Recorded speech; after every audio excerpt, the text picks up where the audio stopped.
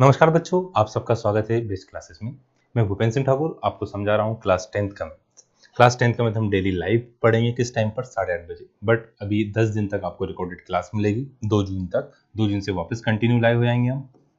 मैं out of station हूँ इसलिए तो मैं रिकॉर्डेड वीडियो डाल दिए। अब तक हमने पढ़ लिया है, क्या पढ़ लिया है, चैप्टर नंबर 1 से लेकर 5.2 तक या 5.2 का क्वेश्चन नंबर 7 तक हमने कर लिया है। अब क्वेश्चन नंबर 8 से लेकर 12 तक आज की क्लास में क्या पढ़ेंगे, 5.2 के क्वेश्चन नंबर 8 to 12।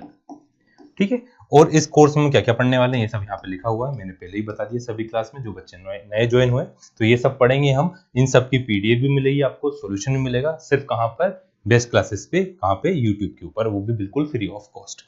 तो देखिए क्वेश्चन नंबर 8 हम कर रहे थे। क्वेश्चन नंबर 8 में क्या दिया हुआ है, पहले एक बार क्वेश्चन पढ़ें। और पूरी एक्सरसाइज में हम एक ही चीज पढ़ रहे हैं, क्या पढ़ रहे हैं, nth टर्म के बारे में। nth टर्म के बारे में पढ़ रहे हैं, पूरी जो एक्सरसाइज है उसमें कि nth टर्म क्या होता है, nth टर्म निकालते कैसे हैं। ए एन बोलते हैं nth टर्म को, या लास्ट टर्म भी बोल सकते हैं। क्या होता है, a plus n minus one d. यहाँ पे ए एन होता है आपका nth टर्म, एन होता है नंबर ऑफ टर्म्स, ए क्या होता है आपका फर्स्ट टर्म, डी होता है कॉमन डिफरेंस। हर क्वेश्चन में इनमें से आपको कोई 3 वैल्यू गिवन रहेगी और एक वैल्यू क्या करना पड़ेगी, फाइंड करना पड़ेगी। तो क्वेश्चन किस टाइप से देते हैं, नेक्स्ट क्वेश्चन करते हैं। 7 तक के हमने कर लिए थे। क्या बोल रहा था, एपी कंसिस्ट ऑफ 50 टर्म। एक एपी है वो कितने टर्म से बन रही, 50 टर्म से बन रही। Consist of 50 terms of which third term is, है ना। तो टोटल कितने टर्म है इसके, 50 टर्म। टोटल कितने टर्म है इसमें, 50। जिसका थर्ड टर्म क्या है, 12, एंड लास्ट टर्म इज 106। देखो अब उन्होंने इसी बात को घुमा के दिया। पहले बोल दिया उसमें 50 टर्म टोटल है, और लास्ट टर्म मतलब डायरेक्ट ये भी बोल सकते थे ना, वो 50 टर्म 106 है। तो उन्होंने पहले बोला कि इसमें 50 टर्म है और आखिरी वाला 106 है, मतलब ये भी कौन सा टर्म होगा, 50th टर्म होगा। ये 50 टर्म कैसे होगा, एक बार फिर से समझो। एक एपी है, उसमें 50 वैल्यू है और आखिरी वाली वैल्यू 106 है, मतलब फिफ्थ है ना। 50 टर्म कौन सी हुई आपकी, 106 हुई। थर्ड टर्म क्या हुई, 12 हुई। तो आपको 29th टर्म पता करना है। इससे पहले वाला क्वेश्चन भी इसी टाइप का था, बस उसमें डायरेक्टली दिया था। अब यहाँ पर हम क्या लिखेंगे सॉल्यूशन में, ए क्या लिया आपने, फर्स्ट टर्म। ए क्या आपका फर्स्ट टर्म है। डी क्या है आपका, कॉमन डिफरेंस, है ना। टोटल टर्म कितनी है, टोटल टर्म है आपके पास कितनी, 50। और लास्ट टर्म क्या है, 106 है, मतलब देयरफॉर 50th टर्म कितनी हुई आपकी, 106। अब 50 टर्म का फॉर्मूला क्या होगा, ए प्लस 49 डी, 9 क्या डी लिख दिया मैंने, ए प्लस 49 डी इक्वल्स टू 106। इसको लिखा आपने फर्स्ट, आया समझ में। फिर थर्ड टर्म क्या है, 12। तो a plus 2d, a plus 2d equals to 12। ये क्या हो गई आपकी इक्वेशन नंबर 2। आप क्या कर देते हैं, अब सब्ट्रैक्ट करना बता रहा हूं मैं, इसको रफ कर देते हैं।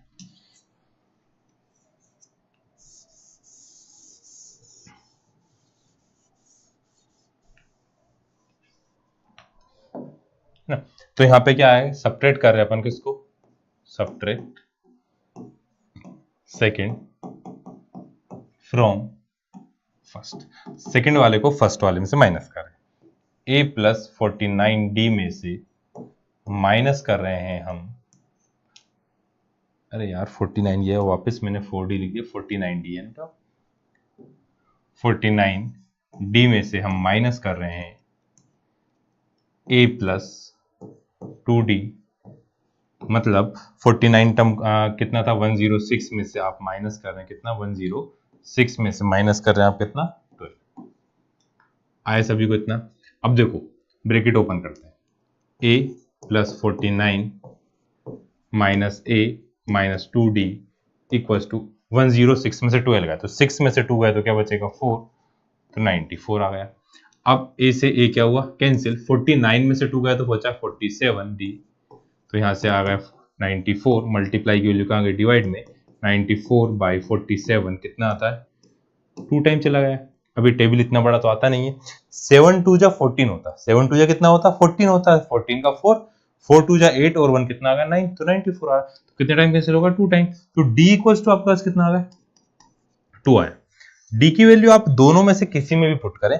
अब देखो इसमें बड़ा नंबर है, मल्टीप्लाई ज्यादा करना पड़ेगा, ये छोटा है, तो put value of D in second, put value of D in equation number 2 है ना, 2, तो क्या था a प्लस 2d, अब जगह नहीं इसलिए डायरेक्ट डी किया है, लिख रहा हूं d इक्वल टू कितना है 12 है, तो 2 2 जा 4 प्लस का 4 इधर आया तो किसका हो जाएगा माइनस का, तो क्या आया a equals to 12 minus 2 minus 4, तो a इक्वल्स टू कितना आ गया 8 आ गया। अब देखो आपके पास a की वैल्यू भी और d है, a और d दोनों मिल गए, आपको पता करना था 29th टर्म, तो a29 का फॉर्मूला क्या होगा a plus 28d, a plus 28d, a की वैल्यू कितनी आ गई 8 प्लस 28 इंटू 2, 28 2 जा कितना आएगा 8, 2 8 जा 16, 2 2 जा 4 तो 56, तो दोनों को प्लस करा 64, तो a29 कितना आया 64। तो सभी क्वेश्चन देखो इस टाइप के दिया, दो वैल्यू दी, तीसरी पता करना है तो एलिमिनेशन मेथड यूज कर सकते हो, सब्स्टिट्यूशन यूज कर सकते हो। ये माइनस कर रहे हैं, ये भी एक तरीके से एलिमिनेट ही हो रहा क्योंकि दोनों की क्वांटिटी सेम थी, मैंने इसलिए डायरेक्ट क्या कर दिया माइनस कर दिया। तो ये था कौन सा क्वेश्चन, क्वेश्चन नंबर 8 था। अब नेक्स्ट करते हैं हम क्वेश्चन नंबर 9। नेक्स्ट है क्वेश्चन नंबर 9, इसमें भी देखो उन्होंने बोला है if third term and ninth term of the APR 4 and -8 respectively, उन्होंने थर्ड टर्म भी दिया है और नाइन्थ टर्म भी दिया, दोनों दिए हैं रिस्पेक्टिवली, मतलब यहाँ थर्ड लिखा पहले तो पहली वाली वैल्यू थर्ड टर्म है, फिर लिखा 9 तो दूसरी वाली वैल्यू क्या है नाइन्थ टर्म है। Which term of this AP is 0, तो इस एपी का कौन सा टर्म 0 होगा, मतलब ए एन की वैल्यू आपको दी है और एन की वैल्यू को क्या करना है फाइंड करना है। ए एन दिया मतलब ए एन, कौन सा टर्म एपी हो, कौन सा टर्म बोल रहे हैं, मतलब यहाँ पे क्या आ रहा है एन, कौन सा टर्म, तो यहाँ पे क्या है एन है। तो सबसे पहले सॉल्यूशन में हम क्या लिखेंगे, फर्स्ट टर्म क्या लिया आपने, फर्स्ट टर्म हमेशा हम लेते हैं क्या ए, कॉमन डिफरेंस क्या लेते हैं, कॉमन डिफरेंस हमने क्या लिया डी, फर्स्ट टर्म लिया आपने ए, कॉमन डिफरेंस के लिए लिया डी। अब उन्होंने बोला थर्ड टर्म, थर्ड टर्म कितना हो गया 4, तो मतलब a plus 2d equals to आ गया 4, इसको लिखा फर्स्ट।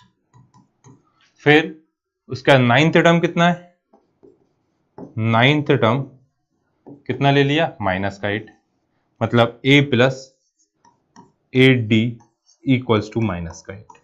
क्या करा था हमने माइनस करा था, वापस माइनस करते हैं, देखो दोनों में a बराबर है तो हम क्या कर रहे हैं सब्ट्रैक्ट कर रहे हैं, बड़े वाले में से छोटे वाले को माइनस करते हैं, हम सब्ट्रैक्ट कर रहे हैं, किसको सब्ट्रैक्ट कर रहे हैं फर्स्ट को, subtract first from second, second में से फर्स्ट को माइनस करें, तो a प्लस 8d, इसमें से माइनस कर रहे हैं a प्लस 2d, तो a प्लस 8d के लिए थी माइनस का 8 माइनस 4, सॉल्व करा, ब्रैकेट ओपन करते हैं, a plus 8d minus a minus 2d, और 4 और 8 कितना होगा 12 होगा,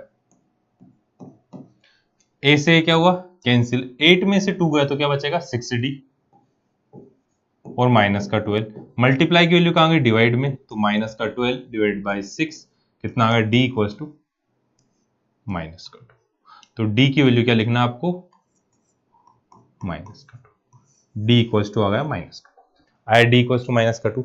अब d की वैल्यू कहां पुट करेंगे आप, इक्वेशन नंबर फर्स्ट और सेकंड दोनों में पुट कर सकते हैं, फर्स्ट में छोटी वैल्यू है तो put value of d in equation first, put value of d in equation first. First equation क्या थी आपके पास a plus 2d equals to 4, तो a प्लस 2d क्या लिखा माइनस का 2 इक्वल्स टू 4, तो यहाँ है माइनस का 4 इक्वल्स टू 4, माइनस का 4 गया तो प्लस का हो गया, तो a इक्वल्स टू 4 प्लस 4, तो a की वैल्यू क्या आ गई, a इक्वल्स टू आ गया आपके पास 8। अब आपके पास ए बी है और डी बी है, और उसके बाद बोला है which term of this AP is zero, इस एपी का कौन सा टर्म जीरो होगा, तो हम ले लेते हैं, है ना, ए एन इक्वल टू कितना मान लिया आपने, जीरो ले लिया। कौन सा टर्म पूछ रहे हैं, तो आपने ए एन इक्वल टू क्या लिया, जीरो ले लिया। तो ए एन की वैल्यू क्या होती है, formula a plus n minus one d equal to zero. अब ए की प्लेस पे लिखा मैंने 8, एन तो आपको पता करना, डी की प्लेस पे लिखा माइनस का 2 ना, बाकी पूरा सब ऐसे ही इक्वल टू जीरो। प्लस का 8 इधर गया तो किसका होगा, माइनस का। मल्टीप्लाई की वैल्यू कहां जाएगी, डिवाइड में, तो माइनस का 8 और मल्टीप्लाई का माइनस का 2 कहां है, डिवाइड में। माइनस से माइनस क्या हुआ, कैंसिल, 2 से कितने टाइम गया, 4 टाइम गया।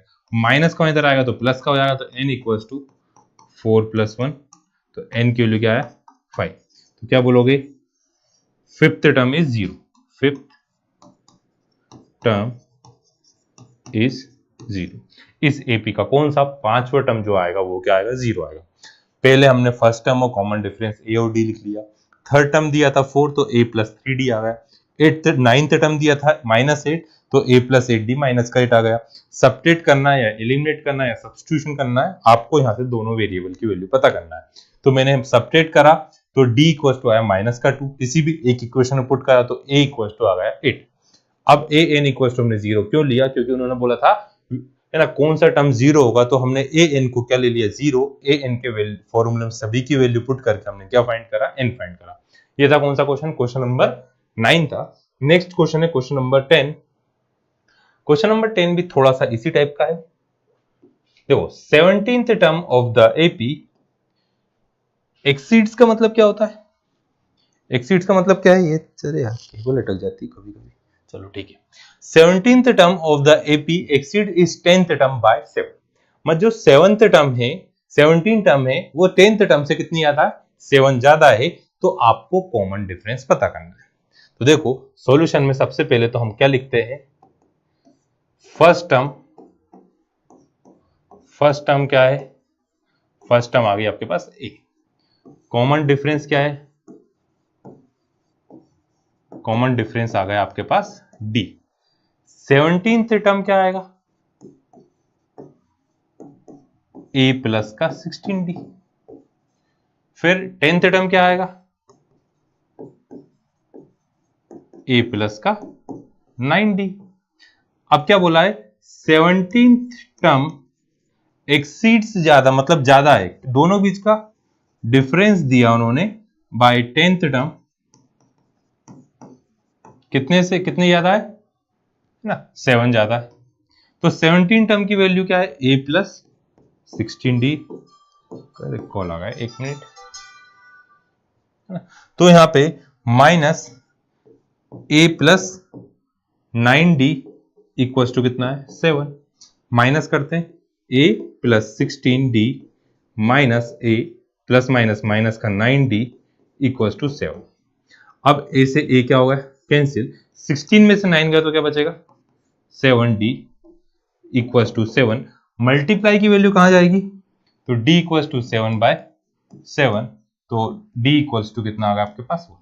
आपसे क्वेश्चन में क्या बोला था, फाइंड दी कॉमन डिफरेंस। आपके पास क्या बोले थे, फाइंड दी कॉमन डिफरेंस।